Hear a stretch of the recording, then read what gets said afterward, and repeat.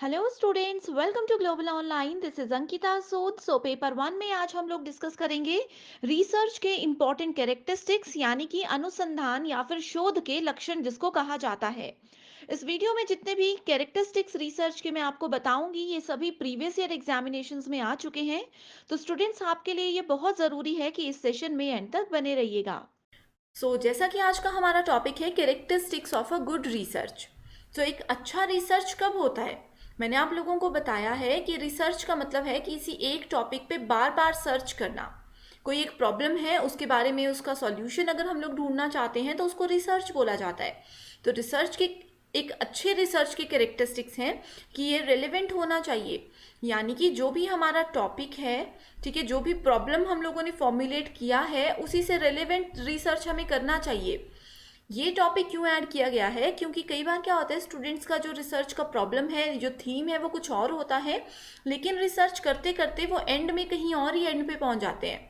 ठीक है, रेलेवेंट होना चाहिए आप लोगों का रिसर्च। ठीक है, ये जितने भी कैरेक्टरिस्टिक्स हैं, ये वन वर्ड कैरेक्टरिस्टिक्स हैं, आपको इनको भी याद रखना है, ये बहुत इंपॉर्टेंट है। ठीक है, इसके अलावा और भी कैरेक्टरिस्टिक्स हैं जो कि स्टेटमेंट कैरेक्टरिस्टिक्स हैं, वो भी हम लोग नेक्स्ट स्लाइड में डिस्कस करने वाले हैं। नेक्स्ट आता है empirical research, logical research. Cyclic होनी चाहिए, एनालिटिकल होनी चाहिए, क्रिटिकल होनी चाहिए, मैथडोलॉजिकल होनी चाहिए, रेप्लिकेबल होनी चाहिए, फिजिबल होनी चाहिए। ठीक है, एक और इम्पॉर्टेंट बात मैं आप लोगों को बताती हूँ कि एग्जाम में कैरेक्टरिस्टिक्स से किस तरह के क्वेश्चंस आते हैं। आप लोगों को बोला होगा कि गिवन 6 स्टेटमेंट्स हैं। ठीक है, यहाँ पे आपको बताना होगा कि इसमें से करेक्ट जो कैरेक्टरिस्टिक्स हैं रिसर्च की, उनको सेलेक्ट कीजिए। तो यहाँ पे ऑप्शंस दिए होंगे, आप लोगों ने बताना है कौन कौन सी करेक्ट है। जैसे कि अगर एथिकल लिखा होगा तो करेक्ट होगी, अगर वहाँ पे अनएथिकल लिखा होगा तो वो इनकरेक्ट होगी। ठीक है, इस तरह से आपको इन चीज़ों को याद रखना है। पेपर वन के बेस्ट प्रिपरेशन के लिए कंप्लीट कोर्स में लेकर आई हूँ, जो कि एग्जामिनेशन के डिफिकल्टी लेवल, लेटेस्ट क्वेश्चंस के pattern and previous year examination के एनालिसिस के हिसाब से बनाया गया है।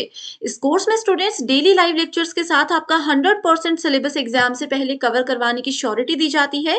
बहुत ही ईजी लैंग्वेज में रियल लाइफ एग्जाम्पल्स के साथ पहले आपके कॉन्सेप्ट क्लियर करवाए जाएंगे, उसके बाद आपको प्रैक्टिस के लिए प्रीवियस ईयर क्वेश्चन और एक्सपेक्टेड एमसीक्यूज दिए जाएंगे, ताकि आपको ये भी क्लियर आइडिया हो जाए कि जो आपने पढ़ा है उसमें से कैसे क्वेश्चंस एग्जाम में आते हैं।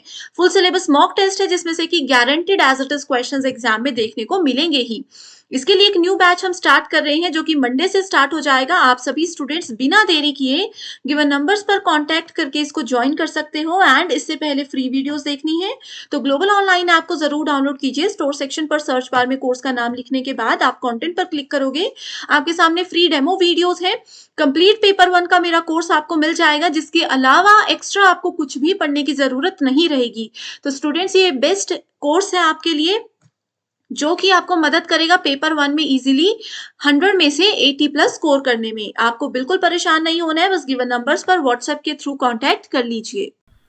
अब बात करते हैं कैरेक्टरिस्टिक्स में। एक और पॉइंट आता है, the research should focus on priority problems. Priority problems का क्या मतलब होता है? अब जैसे मान लीजिए, अगेन मैं सोशल वर्क का एग्जाम्पल लेकर चलती हूँ। ठीक है, सोशल वर्क में आप लोगों को पता होगा कि बहुत सारे प्रॉब्लम्स होते हैं सोसाइटी में, हम बहुत सारे प्रॉब्लम्स फेस करते हैं। अब इनमें से कौन से टॉपिक पे हम लोग रिसर्च करें, ये क्वेश्चन बहुत इंपॉर्टेंट होता है। लेकिन हम लोगों को सेलेक्ट कौन सा करना होता है? जो प्रायोरिटी प्रॉब्लम है, जिसका सॉल्यूशन, जिसका रिजल्ट जो है जनरल पब्लिक या सोसाइटी इमीडिएटली चाहती है, जो कि मेजर है।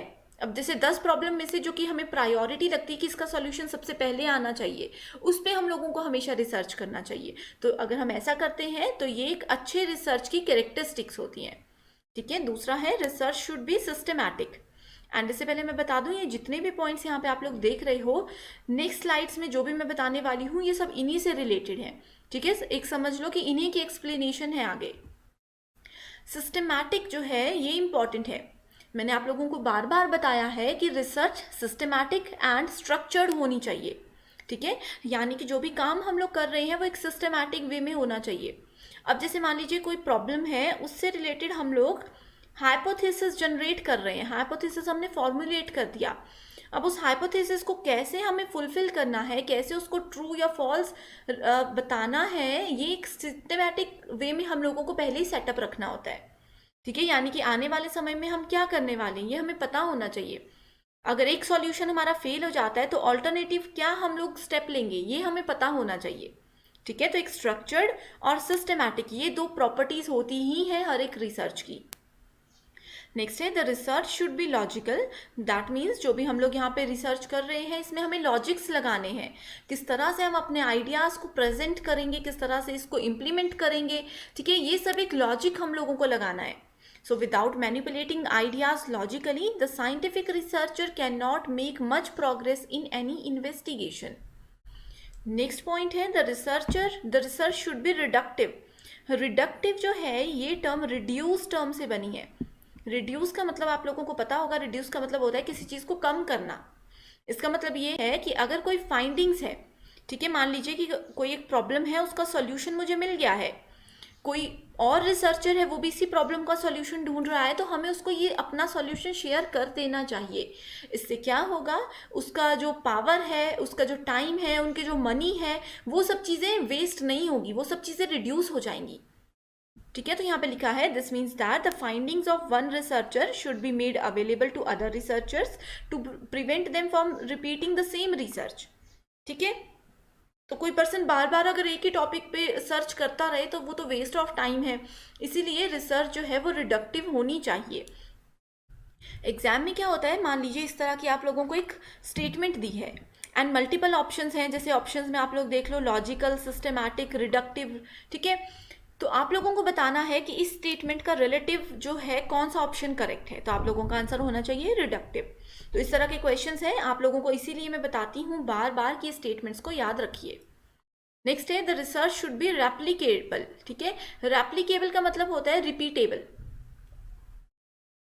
ठीक है, इसका मतलब ये है कि जो भी फाइंडिंग्स है, जो भी एक बार हम लोगों ने रिसर्च फाइंडिंग्स कर ली, पहले किसी ने किसी प्रॉब्लम का सॉल्यूशन दे दिया था, उसको अगर हम लोग नए एनवायरनमेंट में थोड़ी डिफरेंट सेटिंग के साथ नए ग्रुप में अगर इम्प्लीमेंट करना चाहते हैं तो वो हो जाए, ऐसी रिसर्च फाइंडिंग्स हमें लेकर आनी चाहिए।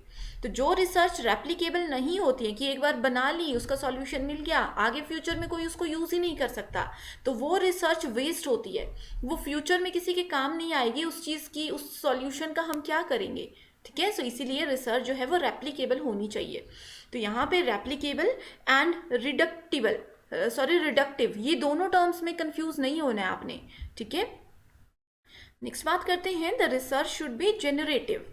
सो जो रिसर्च है ये जनरेट कर सके नए आइडियाज़ को, हमारे रिसर्च में कोई नया आइडिया हमें मिले, हमारे रिसर्च में वैल्यू ऐड ऑन हो। ठीक है, इन सब चीज़ों के लिए रिसर्च को जेनरेटिव होना चाहिए। Research should B action oriented, यानी कि जो भी मान लीजिए कि हम लोगों ने हाइपोथेसिस जनरेट किया था, जो हम लोग अनुमान लगाकर चल रहे थे, उस अनुमान को कैसे एक्शन में लेकर आना है, कैसे हमें उसका सॉल्यूशन मिलेगा, ये भी हमें पता होना चाहिए कि किस तरह से हमारे हाइपोथेसिस से हम लोग परमानेंट सॉल्यूशन तक पहुंच सकते हैं। ये एक्शन होना हमें पता होना चाहिए। ठीक है, the research should follow an integrated multidisciplinary approach. ठीक है, सो मल्टीडिसिप्लिनरी अप्रोच होनी चाहिए, यानी कि एक से ज़्यादा अप्रोचेस होने चाहिए। एक प्रॉब्लम का अगर एक सॉल्यूशन है, मान लीजिए 10 डेज तक हमें इस सॉल्यूशन पे काम करना है, अगर हम ये भी लेकर चलना चाहिए साथ में कि अगर ये सॉल्यूशन लास्ट मोमेंट पे काम नहीं किया तो दूसरा ऑल्टरनेटिव सॉल्यूशन हमारे पास क्या है, दैट इज़ वेरी इंपॉर्टेंट। ठीक है, नेक्स्ट है research should B participatory involving all parties concerned at all stages of the study. ठीक है, सो जितने भी लोग हैं, जैसे रिसर्च अगर हम लोग टीम में कर रहे हैं तो वो पार्टिसिपेटरी होनी चाहिए, कि हर एक फेज दूसरे फेज पे डिपेंडेंट होना चाहिए, वो इक्वल लेवल पे काम करने चाहिए। The research must B relatively simple, timely, time bound, employing comparatively simple design. ठीक है, टाइम बाउंड से हमारा क्या मतलब है, टाइम बाउंड का मतलब होता है मान लीजिए एक हाइपोथेसिस है, उसका हम लोग लेकर चल रहे हैं, उसका सॉल्यूशन हम ढूंढ रहे हैं, तो ऐसा नहीं है कि उसके सॉल्यूशन ढूंढने में ही हम लोग 1 मंथ या 2 मंथ लगा दें। ठीक है, टाइम बाउंड का मतलब है कि हम बोलेंगे इस हाइपोथेसिस में मैं 10 डेज दूंगी, अगर 10 डेज में इसका सॉल्यूशन मिल गया, ये हाइपोथेसिस हमारा जो है राइट डायरेक्शन में जाएगा, तो ही हम इस पे काम करेंगे, अदरवाइज आफ्टर 10 डेज मैं दूसरे हाइपोथेसिस या दूसरे आइडिया पे काम करूंगी। तो ये टाइम बाउंड लेकर चलना है, अदरवाइज कभी भी हम लोग जो है रिसर्च एक सक्सेसफुल रिसर्चर नहीं बन सकते हैं। Research must be as much cost effective as possible. So जितना कम मनी हम इसमें यूज़ करेंगे उतना अच्छा होता है एक रिसर्चर के लिए, ठीक है। So multiple the results of the research should be presented in formats most useful for administrators, decision makers, business managers और कम्युनिटी मेंबर्स, ठीक है। इसका मतलब ये है कि रिसर्च जो करेंगे उसको ऐसे फॉर्मेट में हमें प्रेजेंट करना है कि आने वाले समय में यानी कि फ्यूचर में कोई एडमिनिस्ट्रेटर, कोई डिसीजन मेकर या कोई नया रिसर्चर जो है अगर इसको यूज़ करना चाहे, इसकी हेल्प लेना चाहे तो वो इजीली इसकी हेल्प ले सकते हैं, ठीक है। सो इस तरह से हमें हमारे रिसर्च प्रपोजल को प्रेजेंट करना चाहिए, ठीक है। सो स्टूडेंट्स आज के लिए सिर्फ इतना ही। आई होप ये पूरा कॉन्सेप्ट आप लोगों को समझ आ गया है, एग्जामिनेशन पॉइंट ऑफ व्यू से बहुत ही ज़्यादा इंपॉर्टेंट है। सो इसके साथ ही मैं आप लोगों को ये भी बताना चाहती हूँ कि नेक्स्ट डे से हम लोग जो है एमसीक्यू सीरीज शुरू करने वाले हैं, जिसमें हम लोग प्रीवियस ईयर क्वेश्चंस लेकर आएंगे। वो क्वेश्चंस आप लोगों की प्रिपरेशन में बहुत ज़्यादा आपकी हेल्प करने वाले हैं।